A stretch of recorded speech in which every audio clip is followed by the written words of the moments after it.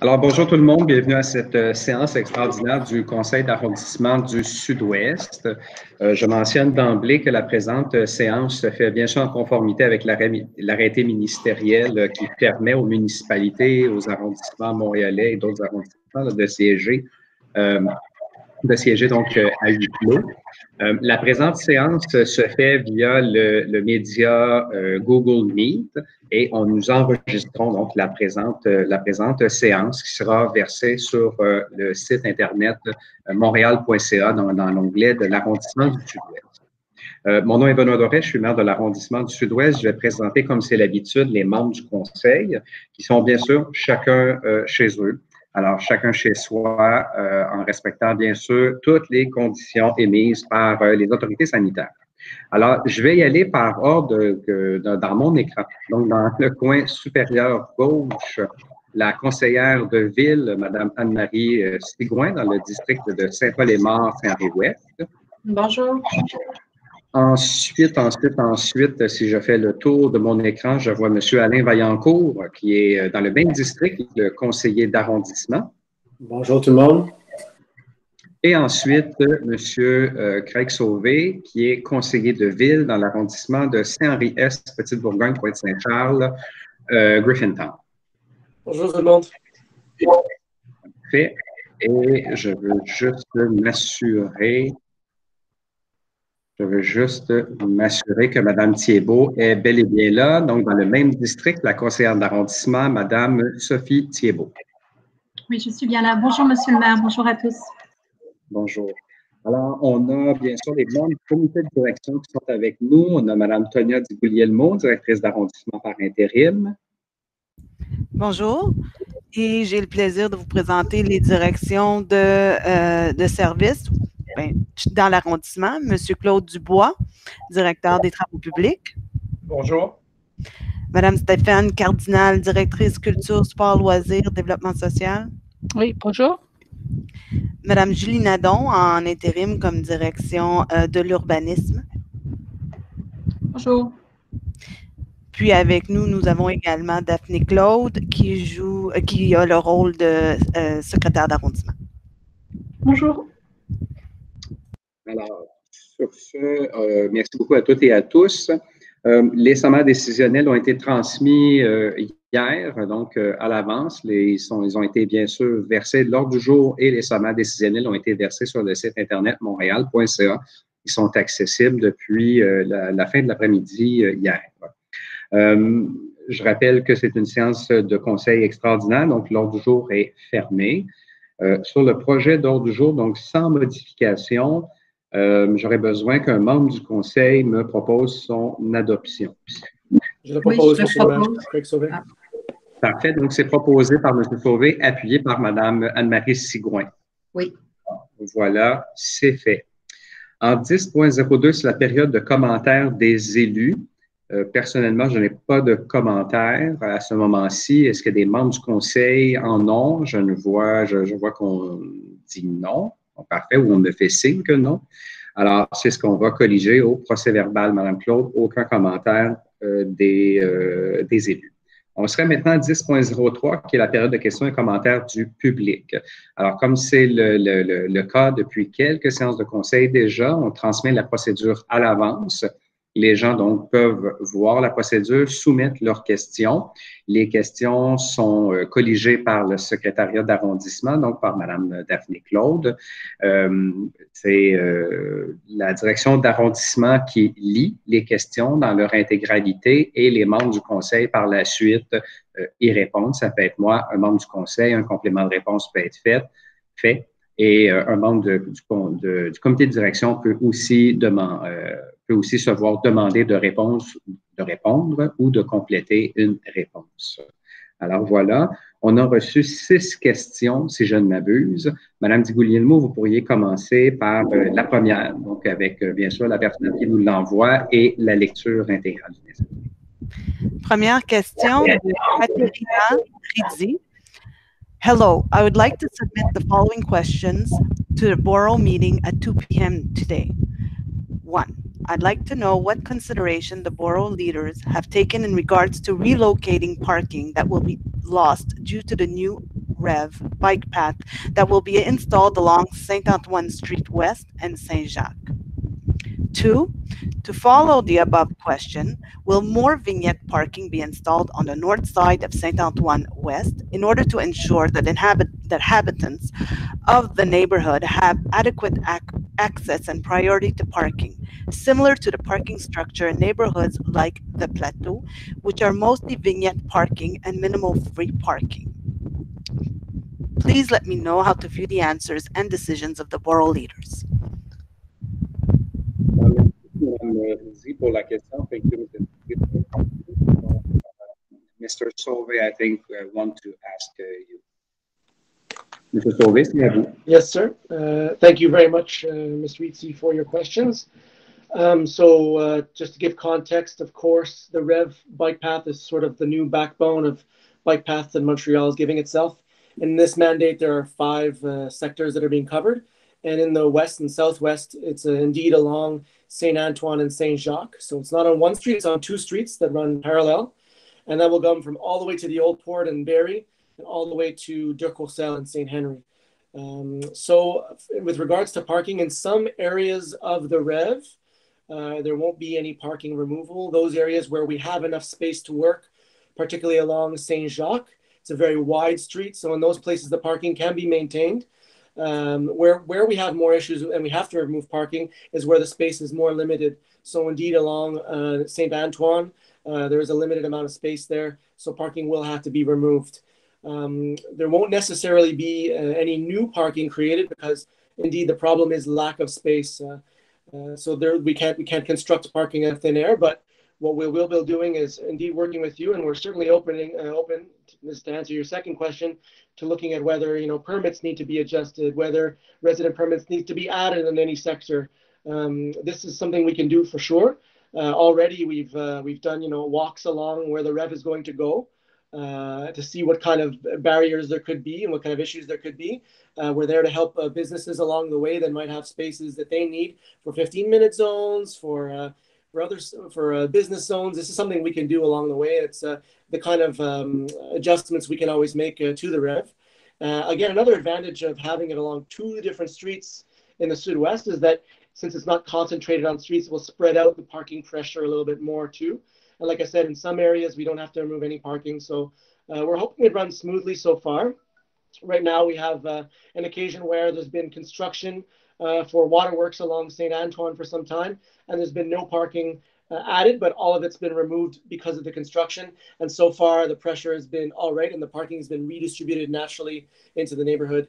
That's in the Burgundy neighborhood. So far, looks good for that sector. But again, we're certainly open to looking for whether we should add resident permits in certain areas or make adjustments for businesses along the way. So, and indeed, there will be more information coming about that to you from our borough.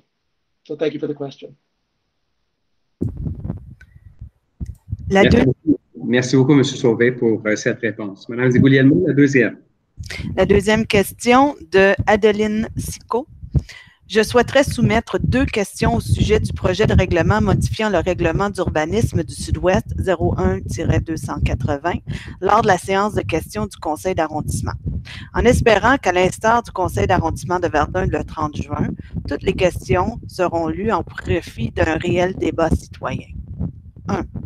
À propos de l'impact de ce projet sur le taux d'inoccupation, avec un taux d'inoccupation de 0,3 % pré-COVID, mais au total, 26 logements perdus associés à la conversion de duplex et triplex en 2019 et 12 au requart des quadruplex et plus, soit donc l'équivalent de 0,09 % du parc de logements du Sud-Ouest globalement. Comment ce projet compte-t-il réellement adresser le problème de manque de logement? Plus spécifiquement, quelles sont vos projections sur l'impact du règlement sur le taux d'inoccupation dans les prochaines années? 2. Afin d'encourager le maintien des familles qui souhaitent s'agrandir durablement dans l'arrondissement, pourquoi le règlement ne fait-il pas la distinction entre les propriétaires occupants et les propriétaires investisseurs dans votre projet de règlement? Et dans un deuxième temps, pourquoi le projet de règlement n'envisage-t-il pas l'inclusion d'une clause grand-père afin de ne pas pénaliser les familles qui ont acheté leur propriété de bonne foi et avec tous les sacrifices que cela implique avant la date d'entrée en vigueur du règlement? Avez-vous évalué le nombre de familles qui sont propriétaires occupants d'un triplex, dans notre cas sur 2 étages, donc possédant la même superficie qu'un duplex, et qui seront impactées négativement dans leur projet de résidence familiale par ce règlement? Si vous n'avez pas fait ces analyses, vous engagez-vous à les faire? Merci. Merci beaucoup, Mme Di-Guglielmo, pour la lecture de la question. Alors, Madame Sicot, merci beaucoup d'avoir pris le temps de rédiger ces 2 questions pour nous. Vous savez, on a constaté dans l'arrondissement du Sud-Ouest, mais également dans plusieurs autres quartiers centraux, dans les arrondissements des quartiers centraux, une problématique importante en logement, avec des pratiques généralement d'entreprises qui agissent fort peu éthiquement et qui font en sorte que dans les quartiers centraux où on voit des gens qui ont déjà parfois beaucoup de difficultés à se loger, ou parfois des gens qui sont là depuis un certain temps, les baux sont bas, et des gens sans scrupules utilisent toutes sortes de techniques pour soit les évincer ou soit faire en sorte de maximiser le profit sur une bâtisse qu'ils viennent d'acheter il y a peu ou parfois un peu plus de mois. C'est à ça qu'on veut s'attaquer. Parce que notre administration s'est engagée lors de la campagne de 2017 à faire de l'habitation une priorité. Alors, dans chacun des arrondissements qui ont voté de telles moutures de règlement, c'est le but qui est recherché. C'est de s'assurer, dans le fond, que des pratiques peu scrupuleuses qui ont cours en ce moment par quelques compagnies, mais qui ont un effet important sur le logement, soient arrêtées. Et assurément pas de pénaliser ce que j'appelle monsieur, madame, tout le monde, qui ont acheté une propriété, parfois après, très souvent après un dur labeur, parfois après toutes sortes de sacrifices, et qui veulent, dans le fond, agir en bons propriétaires. Ces gens-là, c'est bien sûr pas à ceux-là que le règlement s'adresse. C'est pour ça que les règlements que vous avez sous vos yeux, là, plusieurs gens, plusieurs personnes dans différents arrondissements arrivent avec des moutures différentes. Parce que c'est ça le but de notre administration, c'est de contrer cette pratique-là, nous assurer que l'abordabilité du logement à Montréal soit encore une réalité, et on a du travail à faire, mais ça a été adapté selon le cadre bâti. Autrement dit, quels sont le type de bâtiments, comment ils sont répartis sur notre territoire, quel est le taux d'inoccupation, qu'est-ce qu'on voyait comme pratique peu scrupuleuse dans les derniers mois, les dernières années, et on a fait des moutures différentes, adaptées à ces réalités-là. Ce qu'on fait en ce moment, c'est de demander aux gens de participer à la consultation publique. Et vous avez mentionné, Verdun, en disant un réel débat citoyen. Bien, nous, on est ouverts à ça parce que je pense que nos valeurs sont à la bonne place. Alors, on vous invite à participer à la consultation, à vous renseigner. Je pense que c'est ce que vous avez fait, vous le prouvez par votre question, et à participer à ce débat-là. Et je pense que plus il y a de gens qui vont participer, plus on va voir que la consultation publique qu'on a démarrée, bien, elle aura du sens. Alors, là-dessus, je vous remercie de prendre le temps de nous écrire. Plusieurs autres questions, quelques autres des questions qui suivent sont sur le même sujet. Ça a été le cas au conseil municipal.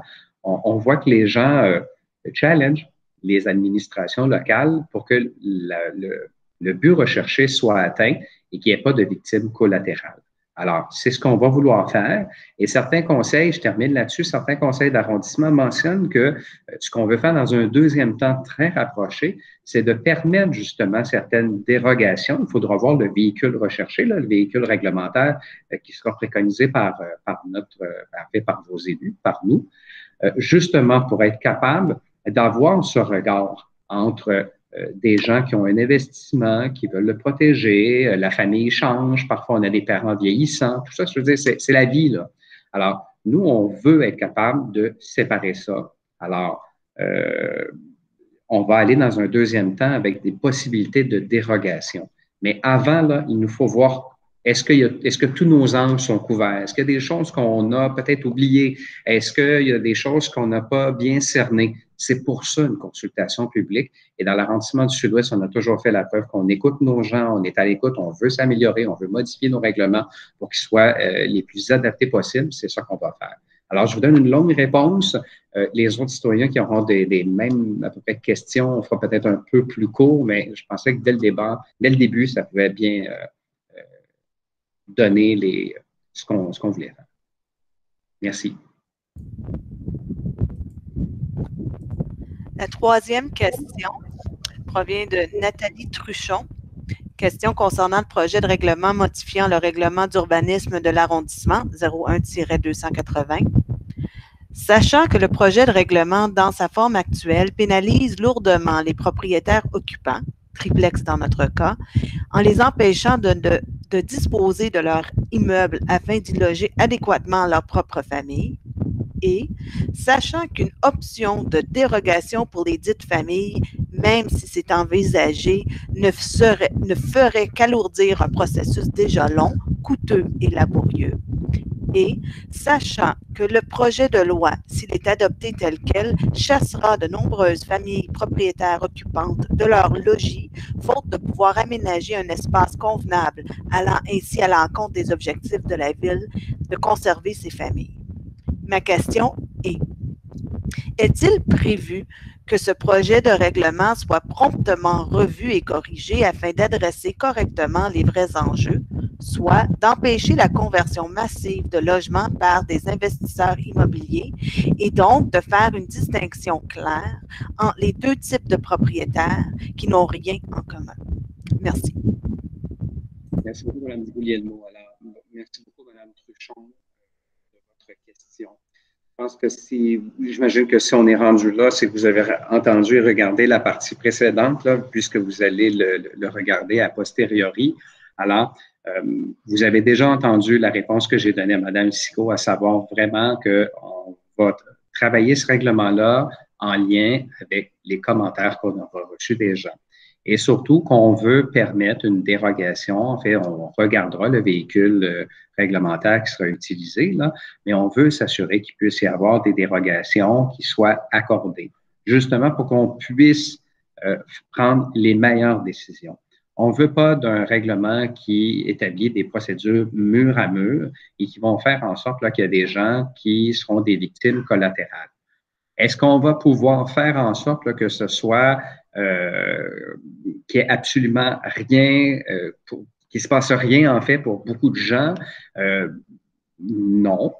On doit regarder la balance des inconvénients. Alors, comme dans n'importe quelle réglementation qu'un organisme public fait, on doit regarder la balance des inconvénients, voir en fait le but recherché et voir s'il est atteint.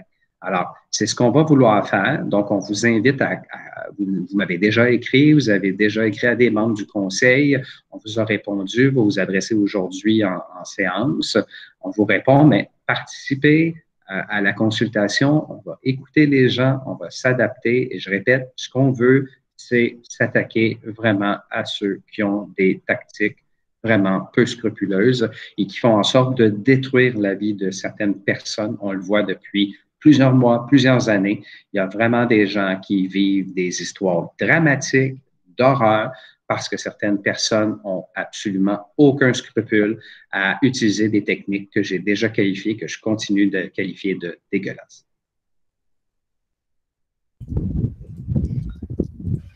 Quatrième question de Nicolas Duclos.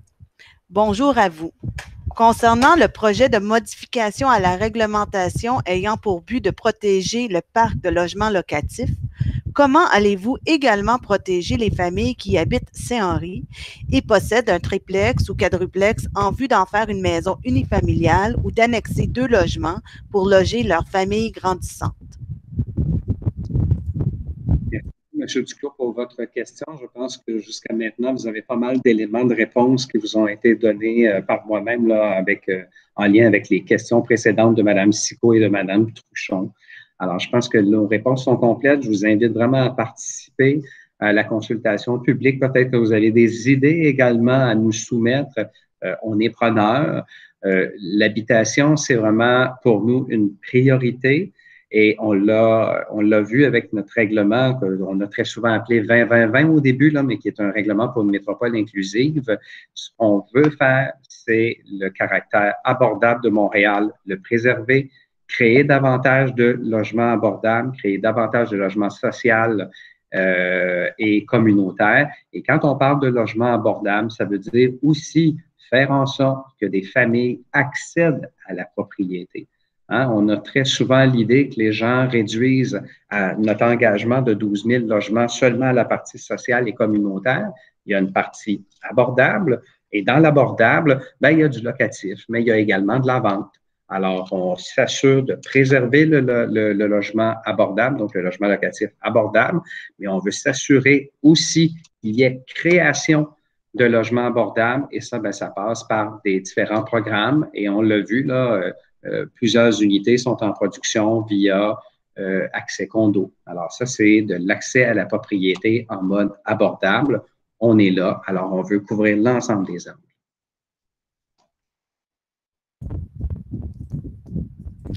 Cinquième question de Nicolas Lévesque. Je souhaiterais soumettre ces questions au sujet du projet de règlement modifiant le règlement d'urbanisme du Sud-Ouest, 01-280, lors de la séance de questions du conseil d'arrondissement, en espérant que toutes les questions seront lues au profit d'un réel débat citoyen. 1. Le rapport d'analyse du regroupement des comités logements et associations de locataires du Québec, RCLALQ, de juin 2020 contient plusieurs recommandations pour aborder le problème de la crise du logement. Aucune de ces recommandations ne vise les conversions de PLEX. J'aimerais donc obtenir les analyses sur lesquelles ce projet de règlement s'appuie. Exemple, consultation de propriétaires concernés, statistiques, études environnementales, études économiques, impact dû au COVID-19, alternatives évaluées.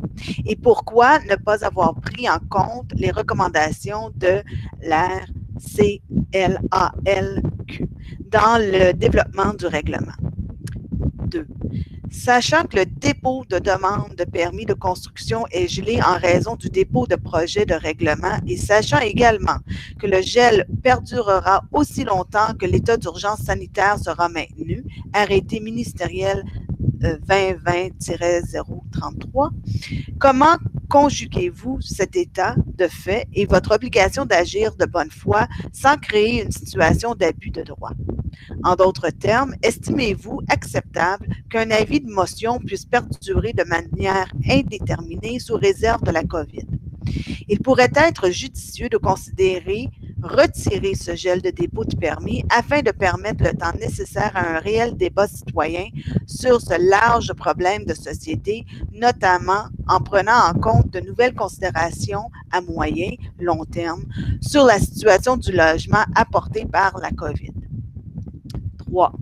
Pouvez-vous nous expliquer pourquoi vous n'avez pas introduit la notion de superficie de logement dans votre règlement? En quoi le nombre de logements dans un immeuble est plus important que la superficie du logement pour maximiser le nombre de locataires au total dans le parc immobilier? Le présent règlement semble causer préjudice pour les propriétaires de triplex ou quadriplex de petites familles versus les duplex de grande taille. Excusez-moi, de petite taille versus les duplex de grande taille. 4. Pouvez-vous nous partager et rendre publiques vos analyses sur l'impact économique de votre règlement d'urbanisme du Sud-Ouest 01-280? Surtout, l'impact sur les prix des duplex versus triplex dans le marché immobilier suivant le dépôt de votre règlement. Avez-vous prévu des dédommagements aux propriétaires de triplex qui verront leur propriété perdre de la valeur à cause de ce règlement? Dernière question. Pouvez-vous nous partager vos analyses sur l'impact économique de votre règlement ainsi que les solutions pour augmenter le taux de rénovation et le rajeunissement du parc immobilier versus la possibilité de créer un ghetto du logement? Merci. Merci beaucoup, Mme Di-Guglielmo. Alors, merci beaucoup, M. Lévesque, pour votre question.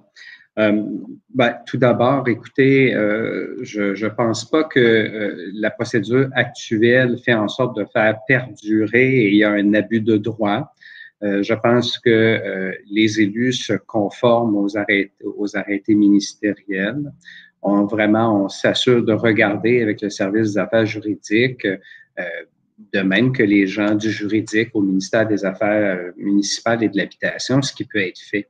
Et c'est pour ça, justement, que les consultations écrites ont été données comme possibilité aux municipalités. Parce que, justement, dans beaucoup de municipalités, il y a toutes sortes de projets de règlement. Et quand on dépose un projet de règlement, il y a un effet de gel. Et ce gel-là, effectivement, il ne peut pas perdurer dans le temps. Alors, le contexte actuel de la COVID, on ne l'utilise pas, en fait, on le subit et on le vit tout comme vous. Alors, dès qu'on a regardé ce qu'on pouvait faire avec les consultations écrites, on a regardé qu'est-ce qui serait judicieux d'envoyer justement à la consultation écrite parce qu'on sait qu'il y a un effet de gel important. Alors, c'est pour ça qu'on dit aux gens, participer à la consultation écrite et on a décidé d'utiliser ce moyen-là qui nous était fourni, donné comme possibilité par le gouvernement, justement pour qu'on puisse agir. Donc, nous n'avons pas l'intention de retirer notre projet de règlement pour permettre un débat. Le débat doit se faire durant le temps qu'il y a une consultation en bonne et due forme selon la loi sur l'aménagement et l'urbanisme. Alors, tout ça est vraiment balisé et c'est ce qu'on va suivre. Alors, moi, je vous invite à continuer de participer donc à cette consultation-là. On va être transparent, on va regarder ça et chacun des arrondissements qui adoptent une mouture de ce règlement-là vont faire exactement la même chose, de l'adapter à la réalité, à ce qui a été dit, ce qui a été écrit, ce qui a été verbalisé, transmis à chacun des conseils d'arrondissement. Alors, on vous remercie pour vos préoccupations. Vous savez, ce règlement-là, on l'a grandement réfléchi, mûrement, vraiment regardé tous les tenants et aboutissants. Et c'est pour ça qu'on l'envoie à la consultation publique. Alors, on va travailler avec les conclusions et puis on pourra aller de l'avant avec une mouture qui sera probablement modifiée. On verra ce qu'il y aura à changer pour qu'il soit le plus parfait possible. Et on vous remercie, M. Lévesque. 6e question de Charles Leclerc. Bonjour, cher élu. Question numéro 1. Compte tenu de votre engagement à installer un arrêt à l'intersection dangereuse Eleanor et William, quels sont les échéanciers clairs et précis pour la mise en place de cet arrêt? De plus, quels sont les échéanciers clairs et précis pour la réfection de la rue William entre de l'Inspecteur et de la Montagne? Réfection qui devrait imposer la nouvelle géométrie de ce segment de rue. Question numéro 2. Sachant que des inspecteurs à la mobilité sont mandatés pour assurer une bonne accessibilité des corridors piétonniers de Griffintown et que de nombreux chantiers privés et publics sévissent dans le secteur et ayant été témoin de piètre qualité d'adaptation de ce corridor, voire photo jointe rue Ottawa-Coin-Peel pour accéder à la BNC, comment comptez-vous assurer que les adaptations seront installées de manière à ne pas créer un danger pour les personnes à mobilité réduite? Je suis en fauteuil roulant et des photos jointes prouvent de danger de certaines adaptations mises en place. Photos envoyées par courriel. Merci, Mme Di-Guglielmo, pour la lecture. Alors, merci beaucoup, M. Leclerc, pour votre question à ce qu'on sait ici. J'ai regardé, d'ailleurs, les membres du conseil ont regardé également les 3 photos que vous avez transmises et pour moi, ce n'est pas acceptable. Vous savez, dans les cahiers de charges de la Ville de Montréal, qu'on a raffiné d'année en année, ce qu'on voit là, ça ne rencontre pas les devis. Alors, on va y voir. On va s'assurer également que les inspecteurs, tant ceux de l'arrondissement que de la Ville-Centre, vous savez, il y a des surveillants de chantier à la Ville, un surveillant par chantier. Alors, on va s'assurer de faire le suivi avec le service des infrastructures pour nous assurer, dans le fond, que à la fois les surveillants de chantier surveillent ça comme il faut. fassent le tour des chantiers, puis que nous aussi, de notre côté, les gens qui vérifient le domaine public, ben, viennent collaborer aux surveillants de chantier de la Ville-Centre. Alors, on a des cas comme vous nous mentionnez, on les a vus là, de visu la semaine passée, M. Sauvé, Mme Thiébaut et Mme Bélanger. On était sur le terrain avec les cadres donc de la Ville-Centre pour constater différentes problématiques, soit qui étaient récurrentes, puis on voulait que ça se règle pour le bon, soit certaines qu'on a vues nous-mêmes, puis que ça ne fonctionnait pas. Alors, je vous dirais que vous devriez voir des changements en ce moment dans votre secteur parce qu'il y a beaucoup de chantiers. Mais les photos que vous nous transmettez, ça c'est tout simplement pas acceptable. C'est pas ce qui est demandé dans les cahiers de charges de la Ville de Montréal. C'est pas accessible universellement.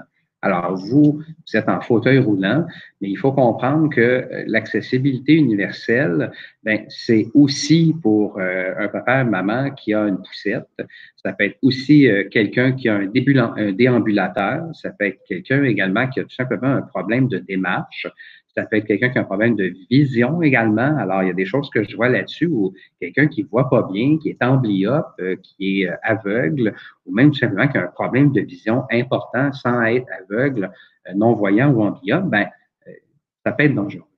Alors, on va s'assurer là, prestement que ces correctifs-là soient faits, précisément ceux que vous nous montrez, et on va redemander de refaire le tour encore de différents chantiers, parce que c'est pas ce qui est demandé, c'est pas ce pour quoi on paye non plus. C'est important, là. On a un cahier qui est fait, les gens doivent s'y conformer, et quand ils nous soumettent des prix en appel d'offres, là, c'est qu'ils disent, moi, pour ce prix-là, je vais être capable de faire les travaux tels que décrits, dans les temps, et puis je vais satisfaire les différentes conditions. Et les conditions de la ville, c'est assurément pas de mettre un genre de 2x4 avec du contreplaqué coupé, là, comme j'ai vu. Là. Ça marche pas. C'est pas ça qu'on demande. Alors, on va faire le tour, et je vous remercie de nous avoir mentionné ceux-là. Et c'est prévu que je refasse encore un tour de chantier, je pense que c'est demain ou la semaine prochaine. Là. J'en fais des impromptus, mais il y en a où parfois je décide de débarquer et puis d'aller faire des spot checks, comme on dit dans une autre langue.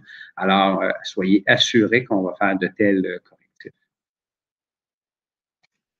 Merci beaucoup. Monsieur Leclerc. Alors, je pense qu'on a fait le tour des questions du public. Hein? Madame Di-Guglielmo? Oui, on fait signe que oui, parfait. Alors, dans mon rapport d'assemblée, je serais maintenant rendu à 20, à 20.01. 20.01, c'est d'autoriser la Ville de Montréal à formuler une demande d'autorisation au ministère des Affaires municipales et de l'Habitation en vertu de l'article 25.0.2 de la Loi sur les contrats des organismes publics qui permet la poursuite de l'exécution d'un contrat public avec Développement Atrium, malgré le fait que cette dernière n'a pas renouvelé à temps son autorisation de contracter auprès de l'Autorité des marchés publics. Alors, en raison du contexte de la COVID, plusieurs entreprises ont été arrêtées, plusieurs, ça arrivait le moment où ils devaient renouveler cette autorisation-là et ils n'ont pas pu la faire. Alors, nous, pour continuer à pouvoir faire affaire avec ces gens-là dans un contrat précis, alors pour celui-là, c'est le contrat de la piscine Sir Georges-Étienne Cartier, ben, on doit s'assurer de demander cette autorisation au ministère. Il y a plusieurs autres municipalités qui font exactement la même chose aussi. Là. La Ville de Montréal, l'arrondissement également de La Salle a fait cette demande-là. Alors, on doit faire cette demande au MAMACH. Nous avons déjà un accusé-réception qui mentionne que l'AMP regarde prioritairement ce renouvellement et on pourra ainsi, avec la dérogation, continuer les travaux qui sont fort attendus de la piscine Sir Georges-Étienne Cartier. Alors, si on ne faisait pas une telle demande, ben, on devrait arrêter le chantier, remobiliser avec un autre, ça n'a aucun sens. Alors, le renouvellement sera fait par l'AMP bientôt et entre-temps, le MAMACH devrait nous donner cette dérogation. C'est une pratique qui est prévue d'ailleurs par la loi comme stipulé. Alors voilà, je trouvais que ça méritait un peu d'explication avec un titre un peu aride. Les gens pouvaient le lire dans le GDD, mais des fois, on ne lit peut-être pas tout. Alors voilà, j'espère que c'est plus clair. 20 points, j'ai besoin qu'il y ait quelqu'un qui me propose ça, bien sûr. Alors, Monsieur le maire. Monsieur Sauvé et Madame. Déjà plus. Voilà, c'est adopté. 20.02, c'est d'approuver le projet de convention complémentaire à l'entente qui régit le partage des installations et des équipements scolaires et municipaux de la Ville de Montréal et les commissions scolaires qui en précise l'article 7 et la rubrique entretien et modalités d'utilisation. Alors, on a besoin de faire ça parce qu'il y a des camps de jour cet été. Il y a des modalités entre ce qui est maintenant des centres de services scolaires et les municipalités, les arrondissements. Alors, on doit donc convenir là, que le ménage, l'entretien va être fait par le centre de service et on sait que également le ministère de l'Éducation, le gouvernement du Québec va venir en aide, donc va faire cette aide financière par la suite pour être remboursée. C'est l'essence de tout cela. Donc, qui propose l'adoption de ce plan décisionnel? Je vais le proposer, M. Alain. Merci beaucoup, M. Vaillancourt. Et il sera appuyé de... Je peux le faire, ou M. Sauvé, comme vous. On va faire le tour pour vous inscrire au procès verbal, Mme Thiébaut. Alors, ça donne M. Vaillancourt et Mme Thiébaut. C'est adopté. 20.03, c'est un soutien financier spécial non récurrent maximal qui totalise 284 060 à 8 organismes dans le cadre des activités de 40 jours 2020. Et bien sûr, il y a une convention, il y a là à cet effet, donc pour chacun des groupes. Donc, c'est un soutien financier qui avait été annoncé par le gouvernement du Québec. Les municipalités le font, donc l'opérationnalisent. Alors, l'ensemble des organismes dans l'arrondissement qui, cet été, vont opérer un camp de jour, on vient financer parce qu'il y a des coûts beaucoup plus importants que d'habitude. Alors voilà, c'est à 8 organismes. Il y a des conventions et des agendas conclus. On va venir les amender. Alors voilà, qui propose ça? Je peux le proposer, Sophie Thiébaut. Je vais l'appuyer, M. le maire. Parfait. Alors, Mme Thiébaut, Mme Tigouin, c'est adopté. On passe maintenant à 20.04, c'est d'autoriser la signature de l'addenda numéro 1 à l'entente relative à des travaux d'infrastructure pour le projet résidentiel L'Héritage du Canal. C'est proposé par... Je vais le proposer. Mme Sigouin, appuyée de... Je peux l'appuyer, M. le maire. Très bien, merci beaucoup, M. Sauvé. Alors voilà, c'est signé. 20.05, c'est une dépense totale de 78 803 et 12 sous-taxes incluses pour des services professionnels du groupe ABS pour les services de réalisation de plans et devis de gestion environnementale des sols, ce qui inclut également l'évaluation des coûts et la surveillance environnementale. Et c'est pour le projet d'aménagement au parc d'Argenson.